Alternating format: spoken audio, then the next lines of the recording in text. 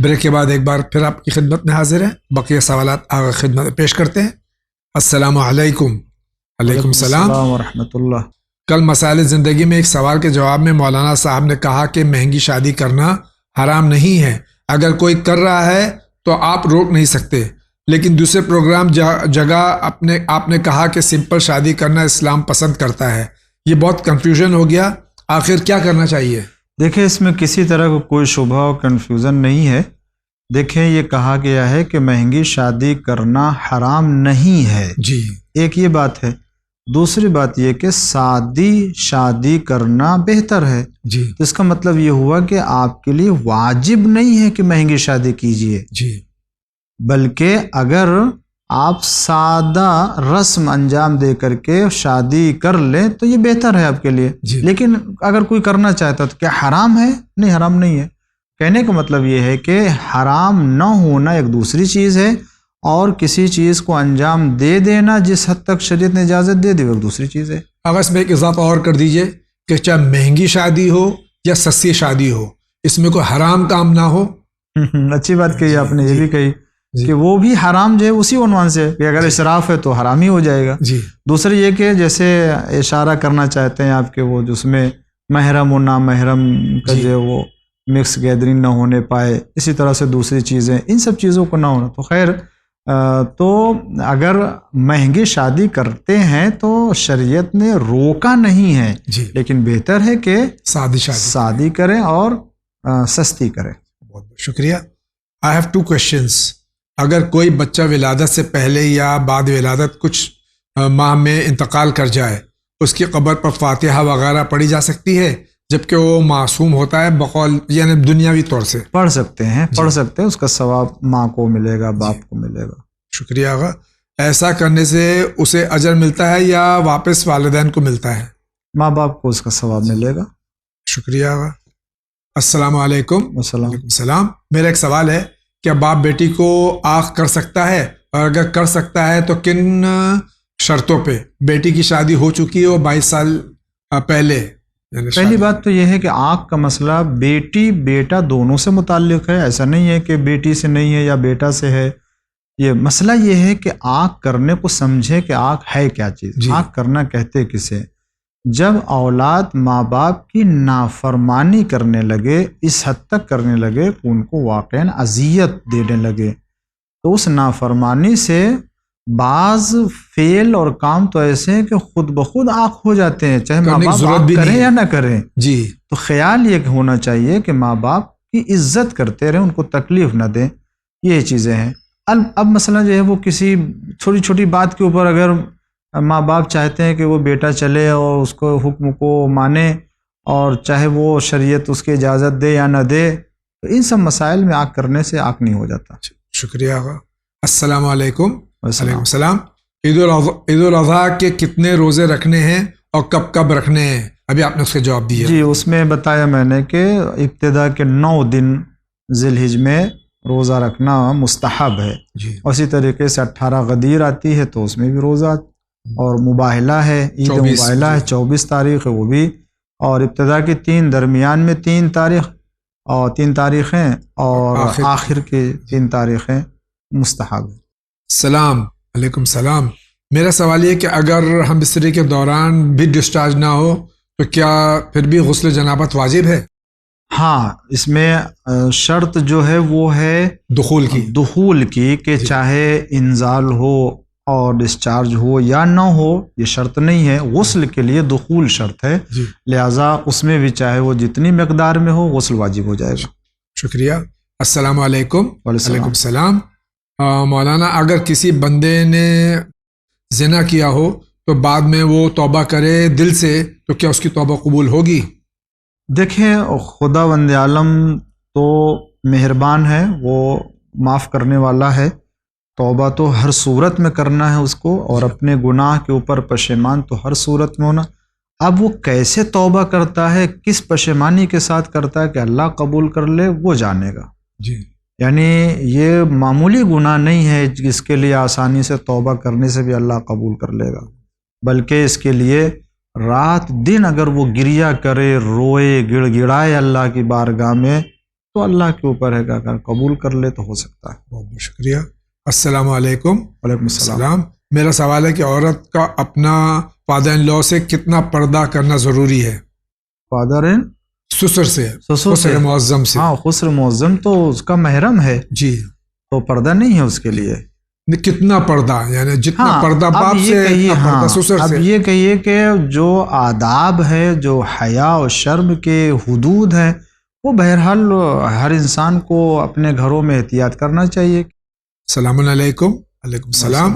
میرا سوال ہے کہ انڈیا پاکستان میں یہ ٹرینڈ ہے کہ اگر کسی کی طبیعت خراب ہوتی ہے یا کوئی مسئلہ پیش آتا ہے تو کہا جاتا ہے کہ انہیں نظر لگ گئی ہے کسی کی، اور پھر اس کے لیے کافی ٹوٹکے کیے جاتے ہیں، مثلا مرچی جلانا، نیمبو وغیرہ نکالنا، ایکسیٹرا ایکسیٹرا۔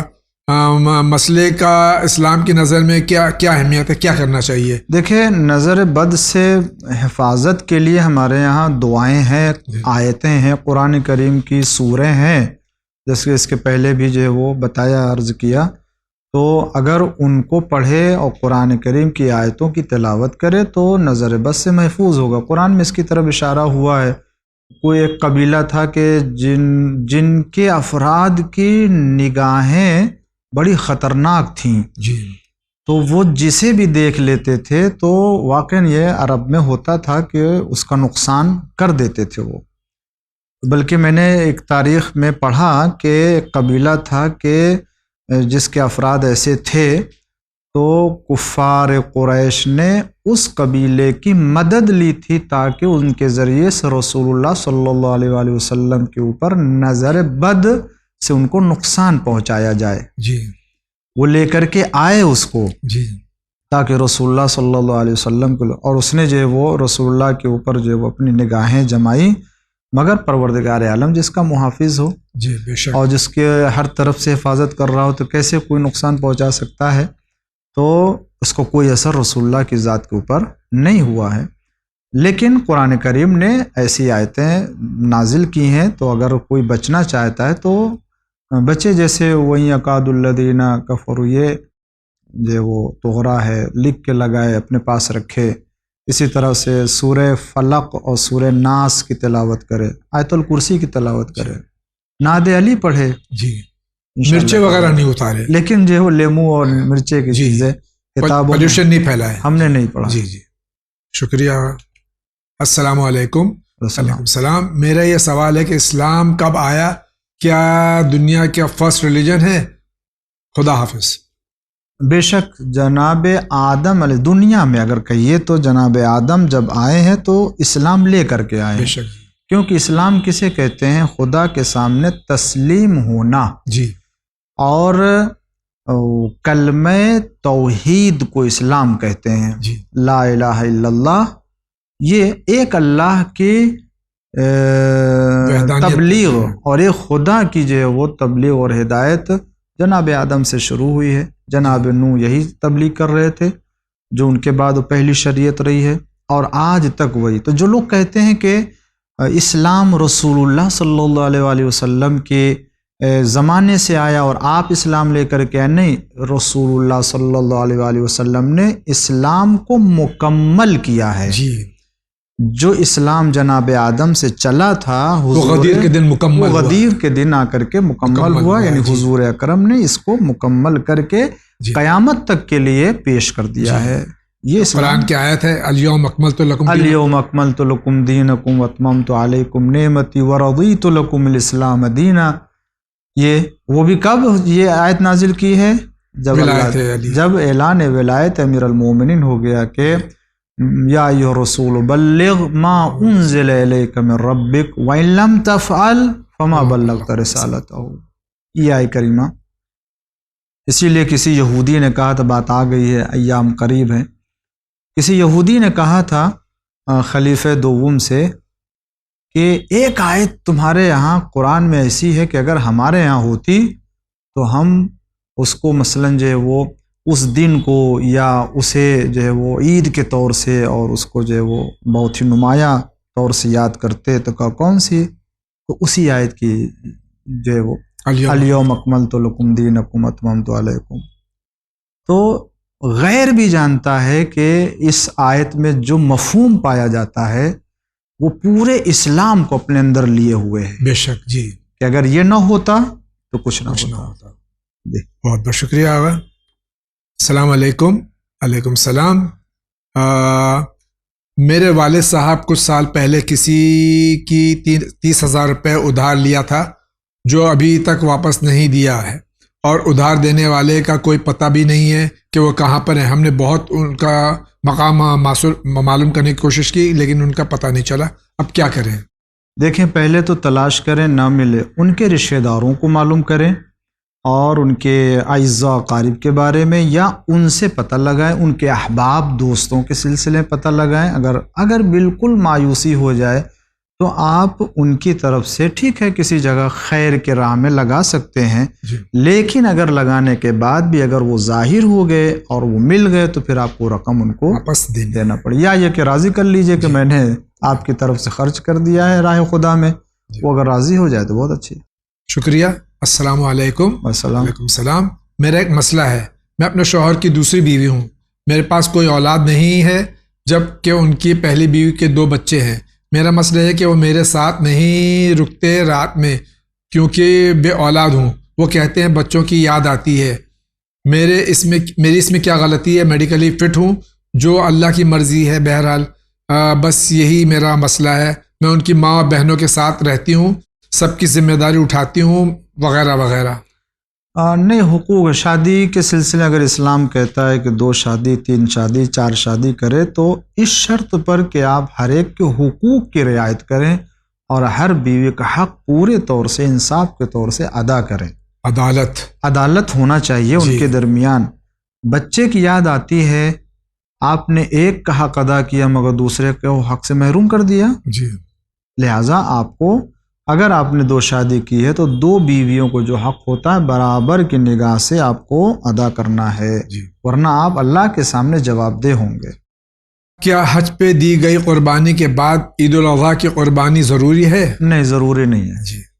میرا سوال یہ ہے کہ اگر گھر کا کام کر رہے ہو، جیسے روٹی بنانا، کپڑے رکھنا، بچوں کو نہلانا، کھانا کھلانا، اس وقت اذان ہو رہی ہو تو کیا ہم حکم ہے کام کو روک دیں یا کام جاری رکھیں؟ دیکھیں، اذان کا مطلب یہ ہے کہ نماز کا وقت ہے، تو اس عنوان سے آپ کو کام کو روکنا ہے کہ نماز کا وقت ہے، تو آپ کو اولے وقت پہ نماز پڑھنا چاہیے، لہٰذا کام کی سیٹنگ ایسے کریں، کھانا پکانا، گھر کا کام کرنا، کہ اذان ہونے سے پہلے اور نماز کا وقت آنے سے پہلے ختم ہو جائے، یا پھر آپ اس کو روکیں اور نماز پڑھیں۔ اذان کی خاطر صرف نہیں بلکہ نماز پڑھنے کے لیے آپ کام روکیں، نماز پڑھ لیجئے، پھر آ کے اپنا کام کیجئے، یہ بہترین طریقہ اور اچھا اور ہونا چاہیے۔ السلام علیکم۔ وعلیکم السلام۔ جی، کرناٹکا سے ہاسپیٹ سے بول رہی ہوں، میرا بھائی کے بارے میں کچھ پوچھنا تھا۔ میرا بھائی کا نام اسلم خان ہے، وہ بہت پریشانی میں چل رہا ہے، پتہ نہیں کیا ہوا، اس کو پاگل بول رہا ہے، کوئی اس کو اثرات ہوا ہے، کوئی دعا بتا دیجیے۔ دیکھیں، اس سلسلے میں اب مجھے تو نہیں معلوم کہ حقیقت کیا ہے، کوئی یہ بولتا ہے کوئی وہ بولتا ہے، کیا کنڈیشن ہے، لیکن دیکھیں اگر ہوش و حواس درست ہے، سب کچھ ہے، تو دیکھیں کسی واجب کو ترک تو نہیں کر رہے ہیں اور حرام تو نہیں انجام پا رہا ہے، واجبات کی ادائیگی مکمل طور سے کریں اور حرام سے محفوظ رہیں، اور قرآن کریم کی پابندی سے ہر نماز کے بعد تلاوت کریں، خاص طور سے نماز صبح کے بعد سورہ یاسین، اور نماز ظہر کے بعد سورہ جو ہے وہ نبا، اور نماز عصر کے بعد سورہ نوح، اور نماز مغرب کے بعد سورہ واقعہ، اور نماز عشاء کے بعد سورہ ملک۔ ان سوروں کی تلاوت کریں، انشاءاللہ سب ٹھیک ہو جائے گا۔ انشاءاللہ۔ بہت بہت شکریہ۔ Can I question as a non-Muslim? You are most welcome, my brother. You are most welcome. We take all the questions from non-Muslims also, from our Hindu brothers, from Christians, from Jews.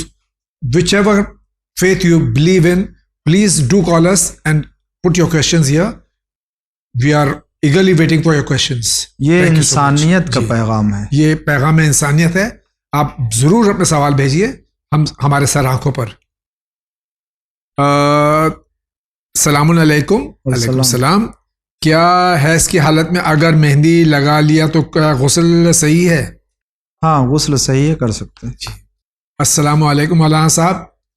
مولانا علیہ السلام آپ کو صحت و سلامتی عطا فرمائے الہی آمین. ہمیں آپ سے پوچھنا تھا کہ کچھ دنوں پہلے میرے والد صاحب وفات پا گئے، کیا عورتوں کا قبرستان پہ جانا جائز ہے؟ ہم آپ کے جواب کے منتظر ہیں. اللہ تعالیٰ میرے والد صاحب کو جنت الفردوس میں جگہ عطا فرمائے آمین. جا سکتی ہیں جی. سورہ فاتحہ پڑھنے کے لیے جانا چاہیں جا سکتی ہیں جی. مگر یہ کہ خیال رہے نجاست کی حالت میں نہ ہو. جی شکریہ. السلام علیکم. السلام. امید ہے آپ سبھی خیریت سے ہوں گے. الحمدللہ. جناب میرا سوال ہے کہ شادی کے بعد ریسیپشن میں دلہن کو سجا کر اسٹیج پر بٹھاتے ہیں اور سب کو منہ دکھاتے ہیں، آیت اللہ سیستانی حفظ اللہ تعالیٰ کے نزدیک کیسا ہے؟ یہ ہر مرجع کے نزدیک ناجائز ہے. جی. جو بھی یہ کام کرتا ہے گنہگار ہے اور دوسروں کو بھی گنہگار بناتا.